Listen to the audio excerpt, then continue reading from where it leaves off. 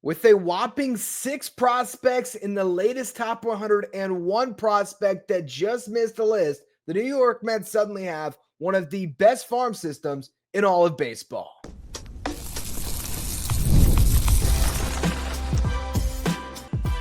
You are Locked On Mets, your daily New York Mets podcast. Part of the Locked On Podcast Network, your team every day. Hello to all you amazing Mets fans. You're watching Locked On Mets, part of the Locked On Podcast Network, your team every day.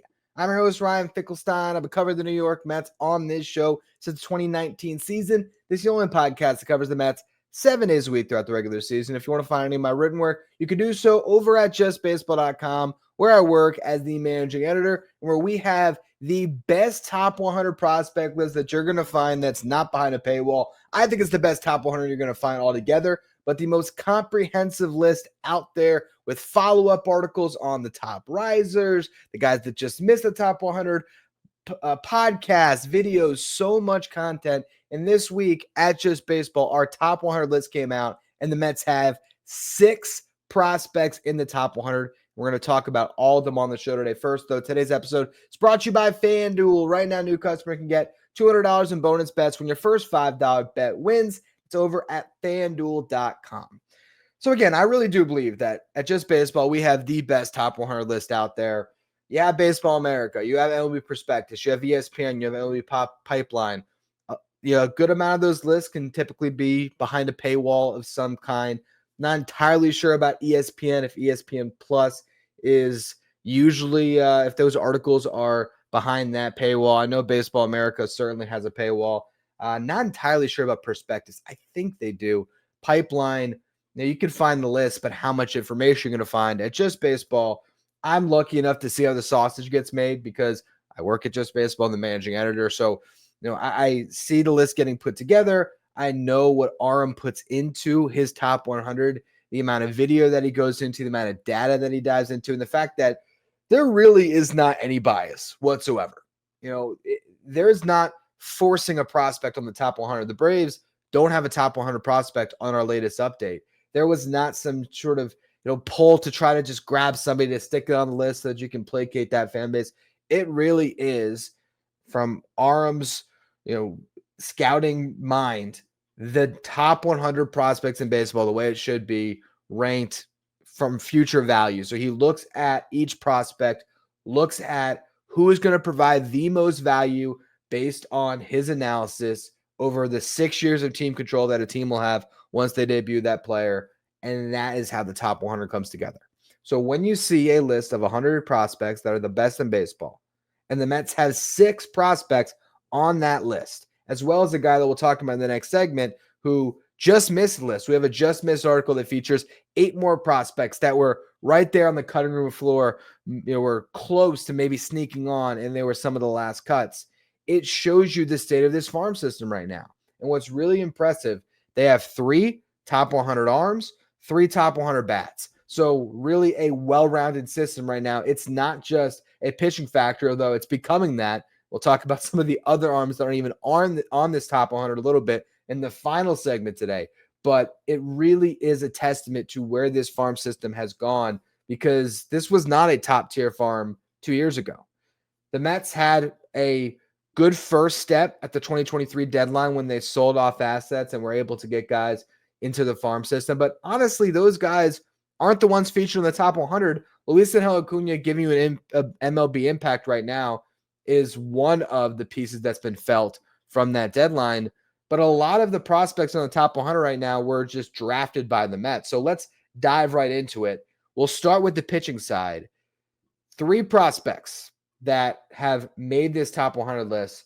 Brandon Sproat is the most interesting one, and the only one that comes on, I won't say the most interesting, but his inclusion on the list still is a testament to his talent, but also his slide on the list shows what has been a very frustrating season for him. He's the only guy we're going to talk about today whose stock is down. Going into the season, Brandon Sproat was the Mets' top-ranked prospect on our top 100, all the way up at number 31. That was based on what he did in 2024 where he was one of the best pitchers in Double-A, got up to Triple-A, struggled, and I think from talking to Arm, he sort of overlooked those struggles in AAA as a guy at the end of his first full professional season. I think it was maybe 7 starts. He just kind of looked at it and said, okay, that's a little bit weird, but I'm not going to buy into the struggles when there was an overwhelming sample size in high A and Double-A of Brandon Sproat being one of the best arms in minor league baseball. Now, though, it's not just that the results haven't been there, although they haven't been. It's the stuff that's tailed off. Arm talks about it in his scouting report.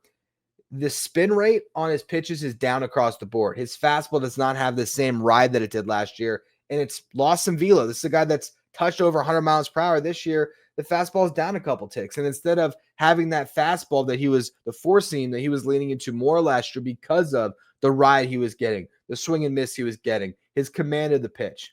That command has tailed off, and all of a sudden he's leaning back into a two seam more as he's looking to keep the ball on the ground, but the strikeout rate has dropped off a cliff. Last year, he struck out 28% of the batters he faced. This year, it's down to 16.6%. He's also lost 200 RPM on his sweeper, so that pitch has less bite to it. And the changeup has become firmer, which is not what you want. It's not getting that fall off the table break that he had last year that was so effective on left-handed and right-handed batters. Last year, Arm was comparing that changeup to Paul Skeen's splinker. That is how good the changeup was. So the fact is, right now, Brandon Sproat's stock is plummeting.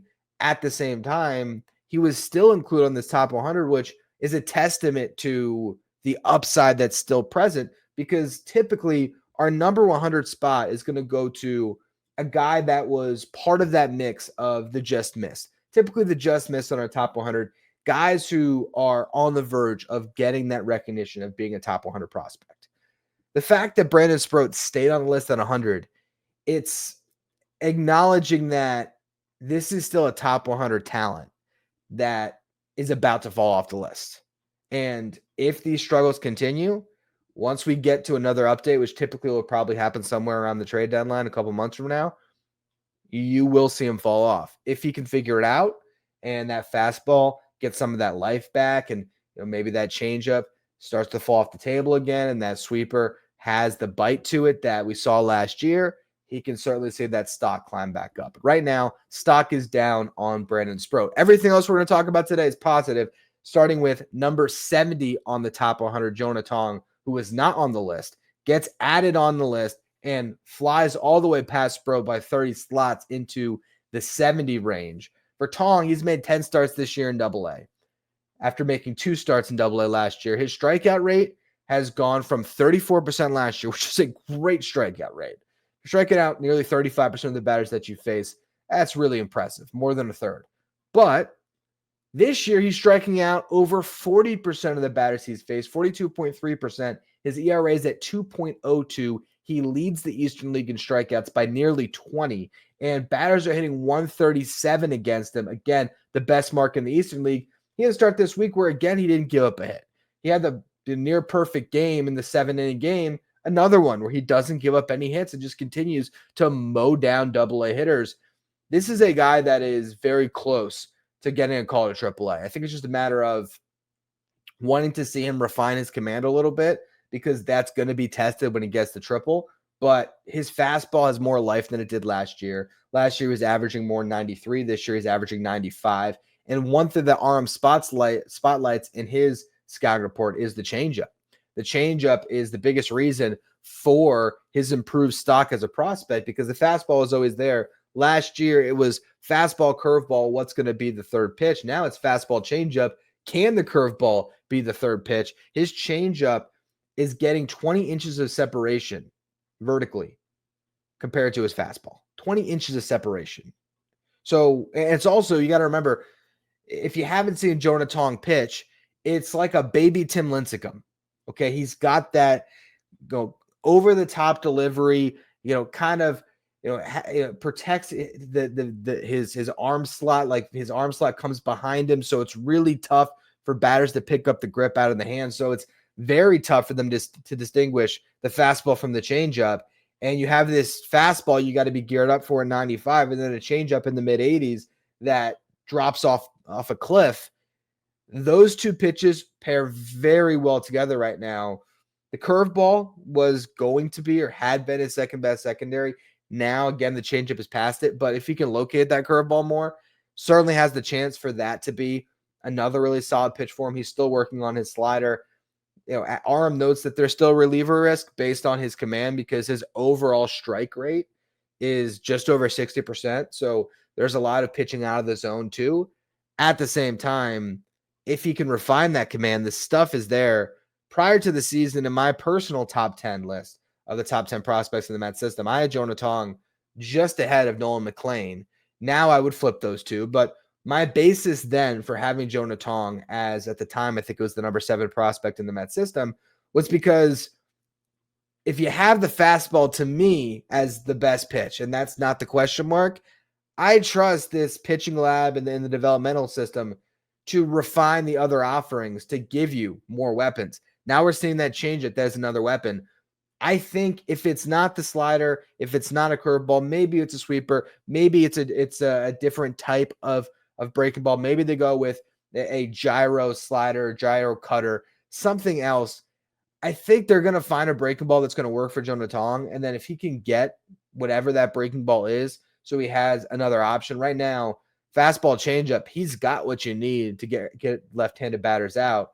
And the changeup working as righties as well. But if he can get a good breaker that can pair with those two pitches to really make himself devastatingly tough against righties as well, this is a guy that can end up having clear middle of the rotation upside, if not better. So right now you're looking at a guy that is trending towards being a big league starter, certainly with some reliever risk, but he still has another level he can get to where he might vault into the top 50 of our next top 100 update. So Jonah Tong, you got to be thrilled about his development. And then that brings you to Nolan McLean, the top ranked prospect in the Mets system right now in our top 100. He's at number 38. He went from not on the list. He was in our just missed prior to the season. And now he went from just off the top 100 to in the top half of the top 100 and well into the top half of the 100 of the top 100 at number 38. I think, let me check here my notes.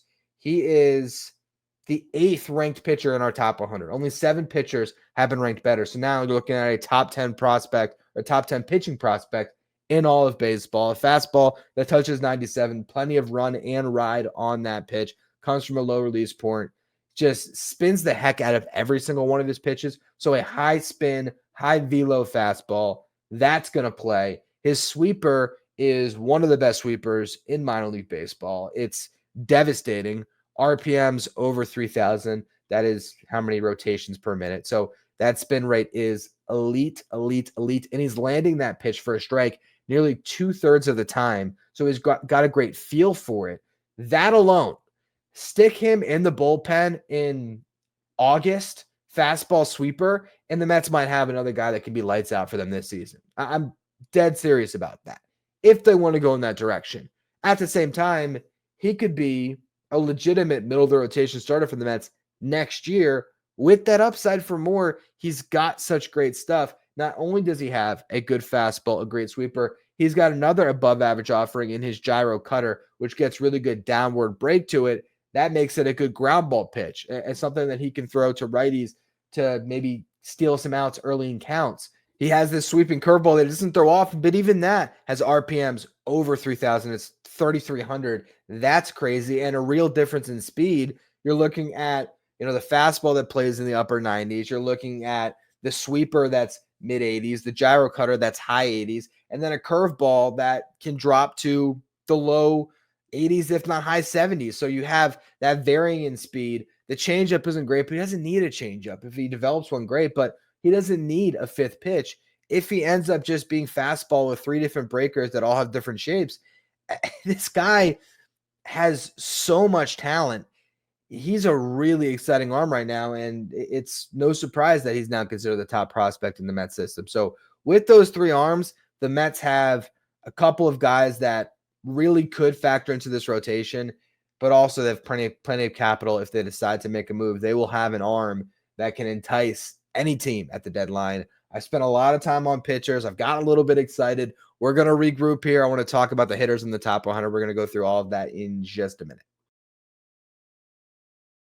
Whether you're gearing up for back-to-back meetings, shuttling kids back and forth to activities, or tackling that endless to-do list, your morning sets the tone for the rest of your day, and that is why it should start with the perfect cup of coffee crafted just for you. Enter Trade. Trade is the #1 coffee destination in the United States, delivering fresh, incredible coffee from over 50 of the country's top roasters. Whether you're a cold brew fan or a pour-over purist, they've got what you want. They've got the roast that you'll love. I took Trade's quiz, and it only took a minute. It's super easy. They're going to ask you how you prepare your coffee at home, what's your go-to roast level, what flavors do you like, and then they're going to send you your first bag. And for me, my first bag was spot on. The coffee was fresh. It smelled amazing. And honestly, it kind of ruined the grocery store coffee for me in the best possible way.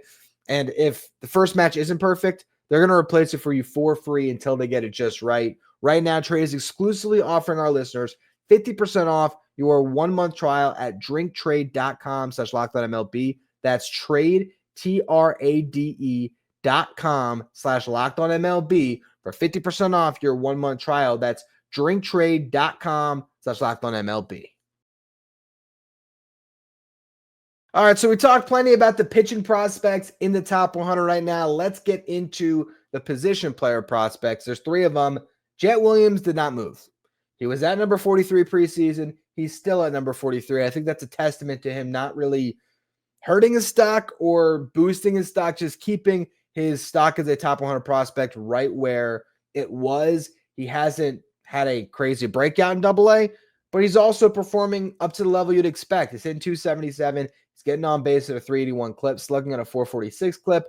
OPS of 827 is solid. 17 stolen bases in 47 games is good. 12 doubles, 2 triples, 4 home runs. He's never going to be a guy that's going to get into a ton of power, but I think the extra base pop is certainly going to be there for his ability to, for one, leverage his speed to turn some singles into doubles, some doubles into triples, all that good stuff. But also, he has an ability with his plate discipline to get into good hitters' counts and then do damage when he gets his pitch. So Jett Williams has a well-rounded offensive profile, and I think he has the highest floor of any prospect in the Met system. And I'd almost go out on a limb and say by far, because if nothing else, he's a high probability big leaguer. Picture what Luis Angel Acuna is doing, maybe not quite as solid defensively, but a more well-rounded offensive profile. So an ability to play that speed defense role at multiple positions while having way more discipline, not being nearly the free swinger. He's going to take his walks. He's going to hit for a higher average. Just a more well-rounded version of the player we're seeing right now with Acuna.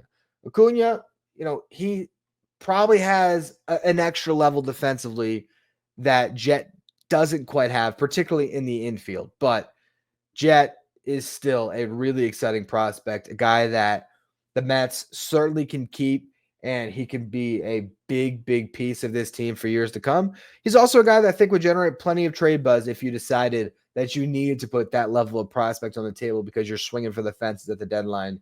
I think that's also why we're seeing Jett play a lot of shortstop. I think the Mets, went into the season saying, we're going to play him at center field a bunch.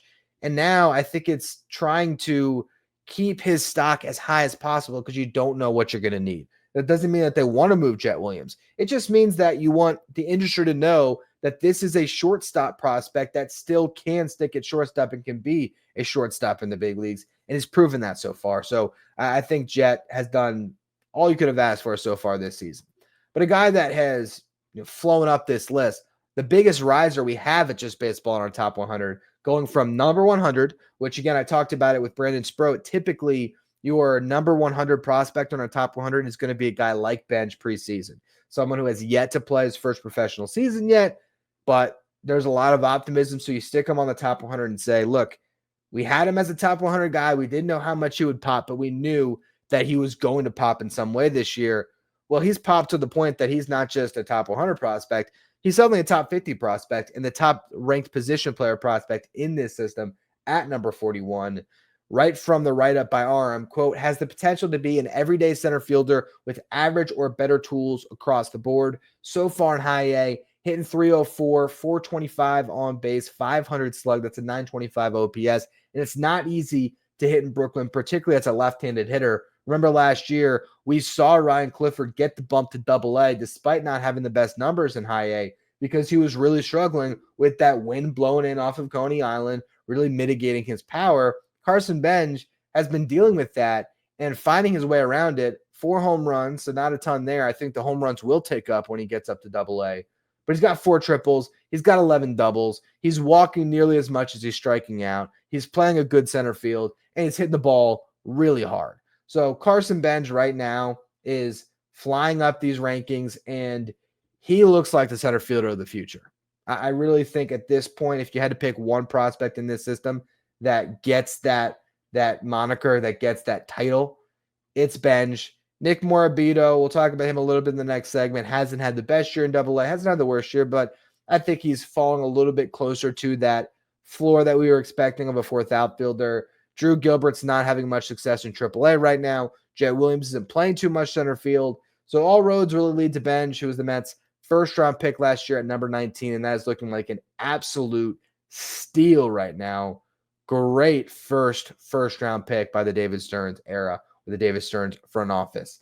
So really well done there. Number 80 on the top 100 is Jacob Reimer, who was definitely stocked down going into this season. Last year was a lost year due to a hamstring injury, but he didn't have the best performance in the Arizona Fall League as the Mets were just trying to get him some reps. I didn't think he looked great in the spring breakout, but he has made a swing change, and it's paying off for him. So far this year, he's hitting 318, 413 on base, 580 slug, 27 extra base hits in 47 games, at least up to the point where I wrote a little follow-up to our top 100, breaking down the 6 prospects on the top 100 for the Mets. So I'm going to link the top 100. I'm going to link that article all in the episode description today. But this is some stats I pulled for that article. He's, again, leading the South Atlantic League with that 993 OPS. He has been one of, if not the best hitter in minor league baseball this year. That is from Aram on one of the call-up episodes this week, where I heard him say those words and my ears perked up. He notes that the swing change has Jacob Reimer's barrel living in the zone more. He's seen his ground ball rate cut by 10%. His hard hit rate has jumped from 33% to 49% so far this year. That is a massive jump in hard hit rate. He thinks there's now above average power potential for Reimer. You look at the upside and everything else, he's talking about an above average on base threat who can hit 20 to 25 home runs. It's a really good big leaguer if he can put it all together. And so far, he's been passable defensively at third base. Might end up at first, but for now, there's still hope that he can stick at the hot corner. So without a doubt, the top third base prospect in this system. And the last guy to talk about, while those are the 3 guys in the top 100, AJ Ewing makes the just miss list of 8 prospects who did not quite get there, but are clearly in the bucket of being top 100 talents. So far this year, AJ Ewing has seen his contact rate spike from 68% in low A to 83% in high A. He's hitting the ball harder than ever. He's wreaking havoc on the bases, 39 stolen bases at the time of the top 100 going, or the just missed article going up today, on 43 attempts in 47 games, getting on base at a 450 clip, looking like he could hang in center field, but still playing second base. So he still has that utility, the ability to be a utility player. AJ Ewing is another really good prospect in this system. And you look at the top 100 for just baseball, the Mariners have 7 top 100 guys, and the Mets are part of another elite grouping of teams that have 6. You have the Mets, the Dodgers, the Guardians, and the Brewers. So right now, if you're just looking at who has the most top 100 talents, those are the top 5 systems in Major League Baseball. The Mets are included in that list, and that means so much for the outlook of this franchise moving forward. I'm going to touch on that, and then, yes, I promise a little bit of big league stuff. I'll give you a series preview in the next segment as well, so we will get to all of that in just a minute. Today's episode is brought to you by FanDuel. The NBA Finals are now in full swing. Every night delivers highlight-worthy performances, major momentum shifts, and can't-miss moments, whether it's a game-winning shot or a breakout player. There's never been a better time to get on the action. FanDuel makes it easier than ever to stay in the game because before tip-off and live, there's going to be player props, performance trends, and same-game parlays that'll keep fans engaged with more ways than ever to play it smart and to win big. It's not just your action in the NBA. You can look at the MLB action.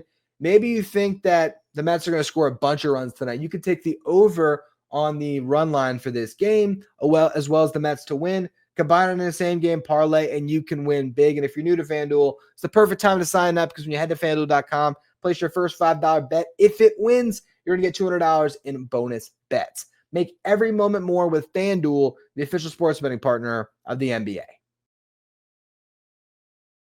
If you're an everydayer that loves tuning into the show, make sure you become one of our Locked On Mets insiders. This is our texting service where you get updates from me. Anytime news breaks in the Mets, you can ask me questions anytime. Take part in our Locked On Mets Line photo giveaways. You get the line graphic sent to your phone each day so you know who's in the starting lineup without ever having to go on social media. If you want to be a Locked On Mets insider, find a link in the episode description or go to subtext.com/LockedOnMets. Ever since Steve Cohen took over the New York Mets, there has been that talk of becoming East Coast Dodgers, getting the franchise up to that standard that the Dodgers have set, where every single year they are the heavy favorite to win the NL West. Every single year they're flirting with 100 wins. Every single year they're punching their ticket to the playoffs, and they have the ability to go on deep runs. They've won a couple World Series in the past 5 years here, and they are clearly still the favorite. By the way, for those of you who tune into the show, if you made it this far or are still wondering when am I going to talk about the game, I did a full podcast, a stream right after the game that I hope a lot of you already found, where I broke down the final game of the series, how Brett Beatty's error cost the Mets what should have been a series win, but still how overall the Mets played well in the series. You can check that out. But the Dodgers are the heavy betting favorites still to win the World Series, even though they haven't had a fantastic start to the year, still been a very good one because of the depth of talent they have, from the big league roster right now to the injured list to all the guys they have in the farm system. It is a decade plus now of just great management, from spending resources the right way on free agents, from developing properly, drafting well, all of that stuff. It makes the Dodgers a machine that churns out good seasons year over year over year over year. And that's what the Mets want to be. They want to be a team and a franchise that every single season they're in contention, because the more cracks you have at it, the more opportunities you'll have to eventually get the job done and win a World Series and hopefully win multiple World Series. So the farm system is a huge component of what's going to get this franchise to the point where they're on a level playing field with the Dodgers. And the fact that now this Mets team has a top 5 system and a big league roster that is contending at the moment, they're a lot closer than you ever would have thought they'd be at this point in time. They have been incredible, really, this season, because the big league team is playing well. And you look at every single level of the farm system, there's prospects breaking out all over the place. We just talked about 7 guys today who are in the top 100 or just off the top 100. You have other prospects that have had huge rise in stocks. Felipe De La Cruz, he's now being converted to a reliever. He had a really good start to the season where he ended up in Syracuse. When they start the year in Brooklyn, I can't remember if he started the year in Brooklyn or Binghamton. I know he had a lot of time in Binghamton and played really well, or pitched really well, and earned that promotion to Syracuse, but his stock is up. Blade Tidwell has been better this year than he was last year in AAA. So those are 2 arms in AAA that weren't part of the top 100 discussion, that are still really good prospects and still have value at the trade deadline potentially. AA, Jack Wenninger and Zach Thornton, 2 starting pitchers who are pitching to sub-3 ERAs right now. In high A, you have Noah Hall working on a 2.42 ERA. Jonathan Santucci had a brutal start to the season. They met second-round pick last year. His stock is up right now. He has been much better as of late. Nate Dome, he's got a 2.51 ERA in 4 starts after getting the call from low A to high A. So there's 3 more arms on top of the 2 in AA. Well, 3 if you include Tong, but looking at guys that we haven't really been mentioning throughout the show today. You look at hitters in low A, Colin Houck, the Mets' first-round pick a couple years ago. His stock is finally on the rise. He's got 6 home runs now. Jesus Baez, I mentioned him a couple weeks ago. I said, Baez, I had so high on my top 10 going to the season. I had him in the top 5. His stock was down. He had struggled to start the season. Now it's all the way back up again. His OPS has climbed to 790. Chris Suero has been amazing this year. A catcher who's got 18 stolen bases and 8 home runs in Brooklyn with a 849 OPS. Eli Serrano, another outfielder. He's been very solid. High draft pick last year, Serrano was. AA, Ryan Clifford hasn't had the best year. Still has 8 home runs, though. You have Nick Morabito, who got off to a brutal start. He is playing better. Batting average up to 286. Suddenly you look at the development that the Mets have here. They're having some hitters pop. The pitching lab is real. You're seeing so many guys all of a sudden just dominating at different levels. What this means for the Mets is that when they get to the trade deadline, whatever they want, they can get. It's a matter of identifying what you want and how much you're willing to put out there to get that. But if David Stearns decides that, name your starting pitcher, let's just say at the deadline, Zach Gallen's available, and it's a rental, but the Mets are all in on this year, and Gallen's throwing the ball great before the deadline. The Mets think he's the missing piece of the rotation. They can go out and get him. Let's just say the Astros put Brian Abreu on the table because they're not quite in the mix where they want to become deadline time. And the Mets can get a reliever with this year and next year of control who can be lights out in the back end. They can pull off that trade. If they want to get a center fielder like Cedric Mullins on a rental, or maybe even Jarren Duran really is on the market from the Red Sox, and they have to put together a really, really hefty package to get a guy that was an all-star last year that can immediately become your starting center fielder with years of control, the Mets can pull off any trade because of where their farm system is, and you haven't been able to say that in some time. So really exciting stuff to see the state of this farm system now, a top 5 system in all of Major League Baseball. I've been going for, looking at my record time, over 30 minutes. So don't have too much time left. I don't want to make this too long of a show, but there is a series to preview over the weekend. Mets versus Rockies. A little bit of a quick transition to that, but there is, when you're looking at this series, I hate to once again say what I did when the Rockies came to Citi Field, where it's a must sweep. It's not fair to ever put that on a team, but I'm sorry. This is a Rockies team that's on pace to win 31 games. There is not a game that the Mets could go into against the Rockies that they lose that Mets fans are not going to be pissed. That's just a reality, especially when you let one go against the Dodgers that you should have had. Because the Mets this week, they should win 5 games. They should, because they had 3 in hand. So guess what? You can still get the 5 wins. You just sweep the Rockies.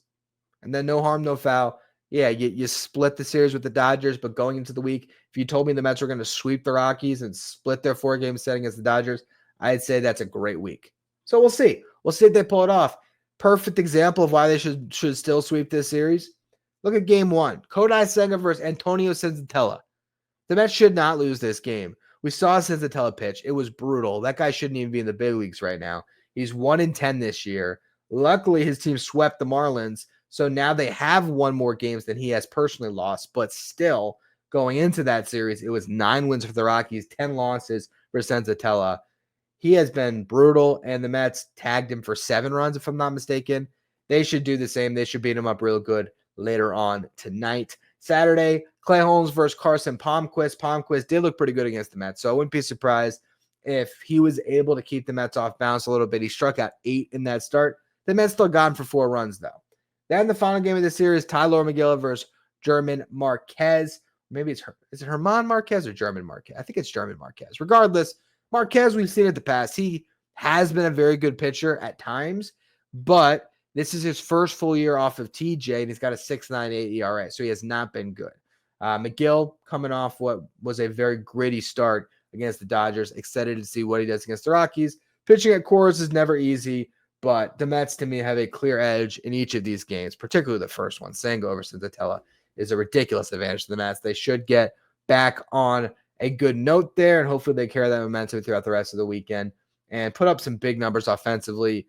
It's always fun to see these games at Coors. Anything can happen. That's why you never can rule the Rockies out to steal a game or two, but this Mets team is significantly better than this Rockies team, so we'll see what they do.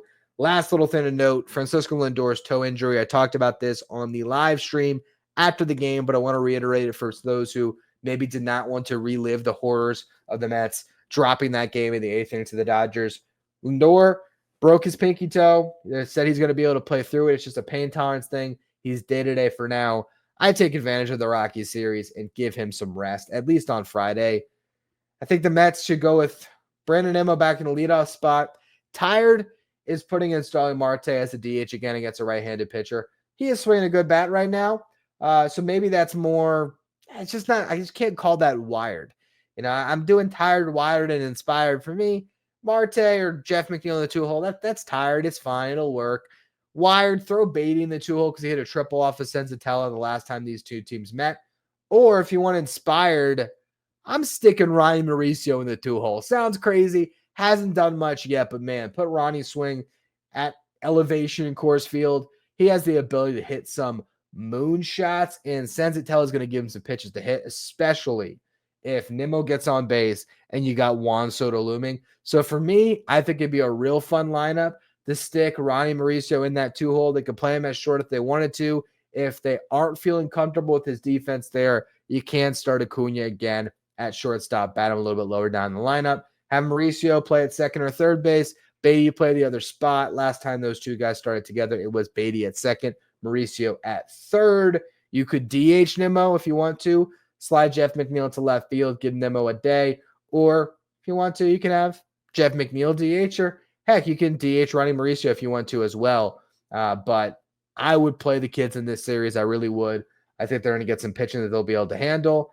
And it should be a lot of fun to see what the Mets can do at Coors Field. These games are always exciting, and you never know what's going to happen. So excited to cover that series throughout this weekend. I will have shows for you every single day. So make sure you're subscribed if you're watching on the YouTube channel. If you're listening on the podcast feeds, you subscribe there. You follow, rate, and review. Do that stuff as well. Thank you for making Locked On Mets your first listen, your first watch every day. Now for your second watch, check out Locked On MLB Game Night, which will take you around all of the action in Major League Baseball with insight from all of our local experts. You find Locked On MLB Game Night on the Locked On MLB YouTube channel, as well as the Locked On MLB podcast feed.